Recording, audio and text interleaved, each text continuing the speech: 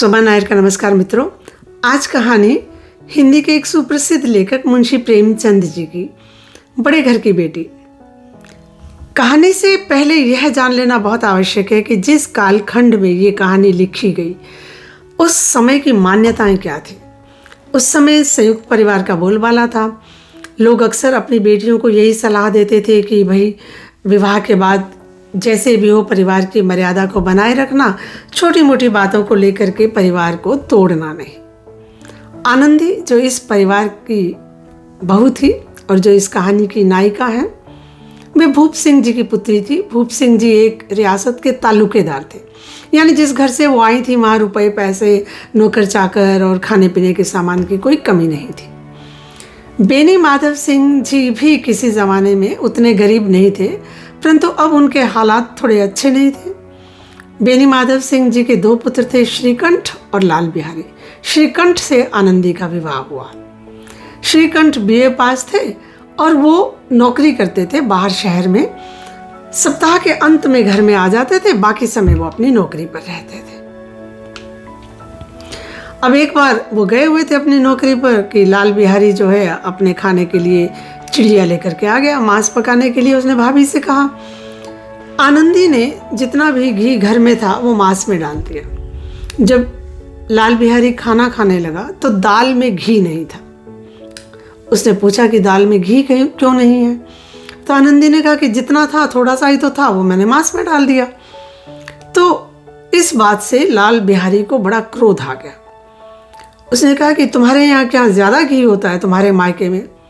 अब स्त्रियां मायके की बात नहीं सुन सकती है क्योंकि उनके भावनात्मक लगाव रहते हैं वहाँ। तो आनंदी ने कहा कि मेरे मायके में इतना घी तो हमारे नौकर चाकर खा लेते हैं, हम तो परवाह ही नहीं करते हैं। अब तो लाल बिहारी को और भी क्रोध आ गया क्योंकि एक तो मनपसंद खाना नहीं था और दूसरा एक स्त्री ने उनके जो सम्मान है उसको ललकार दिया।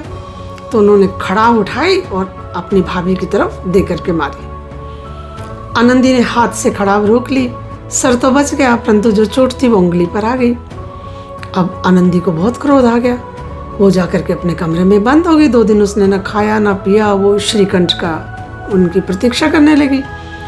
जब श्रीकंठ आए तो लाल बिहारी भी डर रहे थे। अब उनसे अपराध तो हो गया था, गलती तो हो गई थी, परंतु मन बहुत पछता रहा था कि उन्हें ऐसा नहीं करना चाहिए था। आवेश में उनसे हो गया। वो डर रहे थे कि भाई का सामना कैसे करेंगे, उनके सामने कैसे जाएंगे।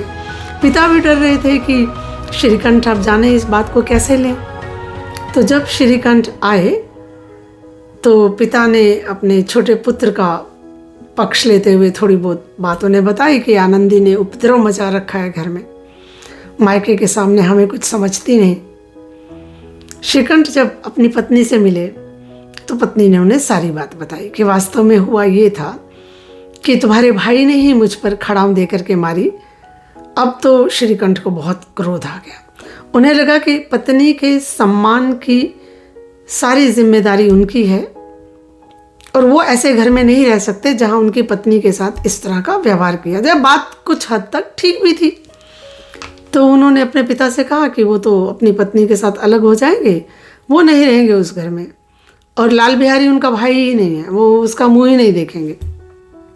जब लाल बिहारी ने ये बात सुनी तो वो रोने लगे।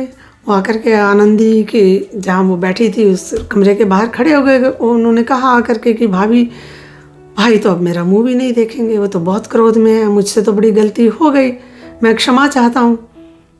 अब जब इतनी बात सुनी तो आनंदी तो पहले ही पछता रही थी पूरी बात बता करके, क्योंकि जब उसने देखा कि श्रीकंठ ने तो बात का बतंगड़ बना लिया, वो तो परिवार तोड़ने पर आमदा हो गए हैं, तो उसे ये भी डर लगा कि कहीं उसे वो अपने साथ शहर न लेकर के चले जाएं।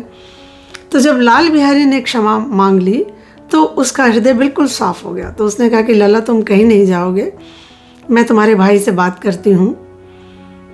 और उसने श्रीकंठ से कहा कि देखो, इतना मत बढ़ाओ कि परिवार टूट जाए, मुझसे भी गलती हो गई, मुझे ये बात ख़त्म कर देनी चाहिए थी, मैंने बेकार में ही तुम्हें बताई, व्यर्थ में ही मैंने बात को बढ़ाया, तो अब आप अपने भाई को क्षमा कर दो। तो श्रीकंठ पहले तो नहीं माने, परंतु बहुत कहने पर फिर वो बाहर आए। उन्होंने लाल बिहारी को गले लगाया और दोनों भाइयों ने आपस में मिल करके ये निर्णय लिया। लाल बिहारी ने कहा कि ऐसा फिर कभी नहीं होगा और क्षमा मांगी उन्होंने। बेनी माधव जी ने जब देखा कि उनका परिवार टूटने से बच गया है, क्योंकि इस परिवार का एक खास वहाँ पर एक उनकी खास प्रतिष्ठा थी। संयुक्त परिवार के पक्ष में श्रीकंठ हमेशा दूसरे लोगों को समझाते थे कि माँ बाप को छोड़ करके नहीं जाना चाहिए, परिवार के अंदर रहना चाहिए। तो आज अगर उनका परिवार टूट जाता तो गांव वाले तो तमाशा देखते, और वो इकट्ठा हो भी गए थे धीरे धीरे उनके घर के बाहर, ये जानने के लिए कि इस बात की प्रतिक्रिया क्या होती है। जब बेनी माधव जी ने देखा कि उनका परिवार टूटने से बच गया है तो उन्होंने कहा, बड़े घर की बेटी ऐसी ही होती है। गांव वालों ने भी यही कहा। तो बड़े घर की बेटी से अभिप्राय धन दौलत वाले घर से नहीं है, अपितु बड़े हृदय वाली, बड़ी समझ वाली बेटियों से है कि छोटी छोटी बातों को लेकर के मन मुटाव को अगर समाप्त किया जा सके तो ज़रूर उसकी चेष्टा करनी चाहिए।